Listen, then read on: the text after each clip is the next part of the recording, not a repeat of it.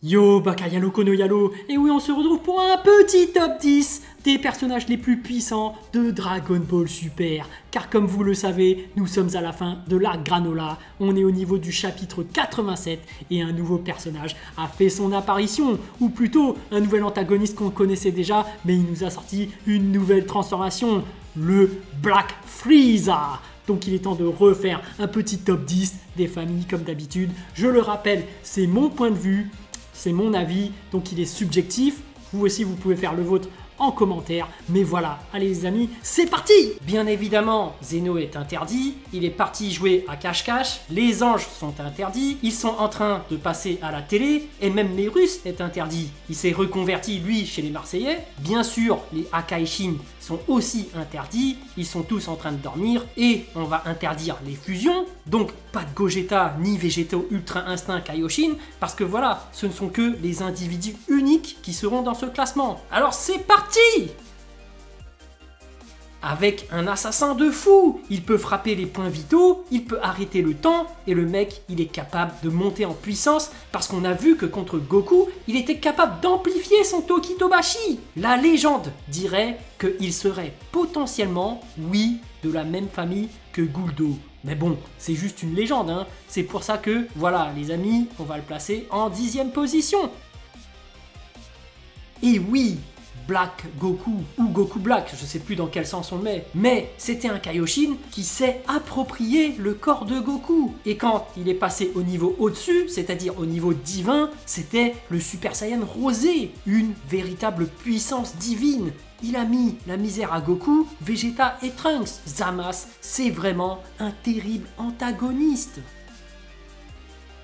Moro, le bouc magicien qui bouffe des planètes, mais quand c'est Goku et Vegeta, il a plus faim comme par hasard pour laisser ses personnages se développer ensuite. Oui, Moro a la faculté de malade de bouffer le ki des autres. Il peut également faire jaillir des geysers. Il a terminé le Super Namek qui a fusionné avec tout son peuple en un coup. Il peut également donner de l'énergie à ses alliés, notamment à Sagambo qui est devenu une véritable brute. Mais étrangement, dès qu'il est devenu surpuissant, il en a oublié ses pouvoirs magiques. Il n'empêche que Moro a failli détruire la Terre. Il a bouffé énormément de planètes. C'est un véritable méchant.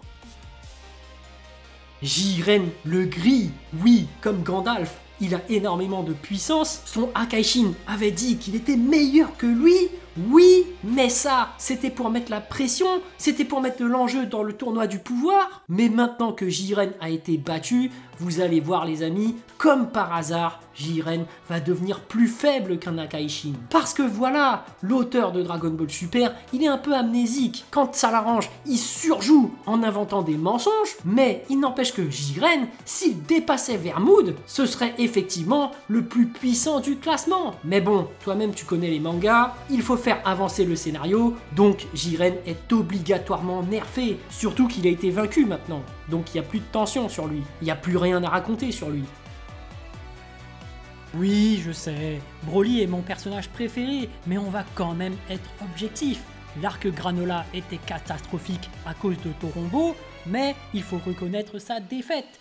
Torombo a vraiment rendu Granola l'homme le plus puissant de l'univers, et de ce fait, à cet instant T, Broly s'est fait devancer. Mais ne vous inquiétez pas les amis, Broly va s'entraîner, il va réussir à contrôler sa force et il reviendra plus fort que jamais, forcément, pour le fanservice, tout le monde le sait évidemment. Donc moi je m'inquiète pas pour Broly, c'est la force pure, il va progresser, donc il reviendra. Vegeta Ultra Ego, également appelé Vegeta Ultra Fraude, l'arc Granola était censé le mettre en valeur, mais c'est tout le contraire. Son Ultra Ego n'a servi à rien, il n'a même pas battu Granola, il n'a même pas gagné une fois, je suis obligé de le mettre aussi bas, parce que sa prestation a été catastrophique. Il est censé être le rival de Goku, alors pourquoi il n'a pas été mis en valeur du tout? Non, je suis désolé, même si, selon Boo Fighters, il est meilleur que ça, moi je ne l'ai pas vu briller du tout dans cet arc. Faites-le briller au moins une fois pour que je le monte dans le classement. Mais bon, après, il a quand même pu rivaliser avec Granola qui était l'homme le plus puissant à cette époque. Mais Granola a eu son power-up, donc il repasse encore devant. Et oui les amis, c'est un fait. Granola a fait le vœu de devenir le plus puissant de l'univers et il est devenu. Pourtant, il s'est fait rattraper par Vegeta Ultra Ego, mais il a su se remettre en question et il a pu évoluer. Il a power up et il a éveillé son deuxième œil en télescope avancé. Et en plus, on apprend que pour certaines attaques, il peut sacrifier son espérance de vie, notamment sur sa grosse boule d'énergie qu'il a balancée sur Gas. Donc voilà, Granola reste un très bon guerrier, capable d'utiliser la téléportation, le Hakai, taper les points vitaux et créer des clones. Il est donc au-dessus de Vegeta Ultra Ego.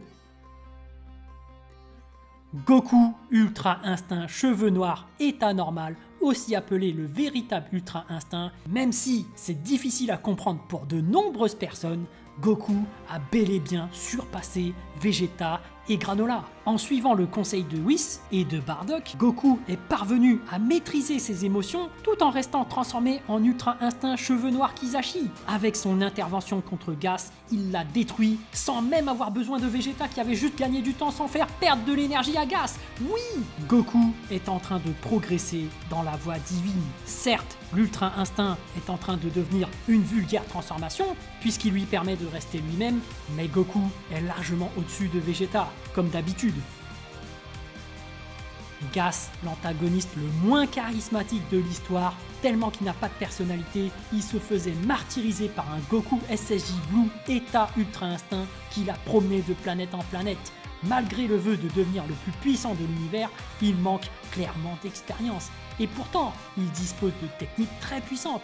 La matérialisation d'armes, la télékinésie, la téléportation, et pas que sur lui, il peut aussi téléporter les autres. Bref, Gas avait un potentiel de ouf, mais ça n'a pas été exploité. Et pour finir, Black Frieza, la nouvelle transformation de Frieza. Après sa transformation en Golden, maintenant c'est Black Frieza. Il s'est entraîné pendant plus de 10 ans pour acquérir cette nouvelle transformation. Il a one-shot Gas, il a one-shot Elec, il a one-shot Goku et Vegeta en même temps.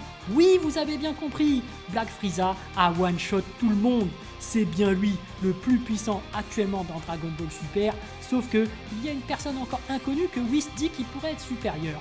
Donc on ne le mettra pas dans le classement, mais je pense que Whis a voulu parler d'Hercule Satan, on le mettra peut-être une autre fois, mais voilà, pour l'instant c'est Black Frieza. Voilà, j'espère que mon petit classement vous a plu. En tout cas, comme je le rappelle, c'est mon avis, il est subjectif. J'espère que vous aussi, vous avez le vôtre et que vous pourrez me le partager en commentaire. Mais voilà les amis, ça a du changement dans Dragon Ball Super. Il y en a.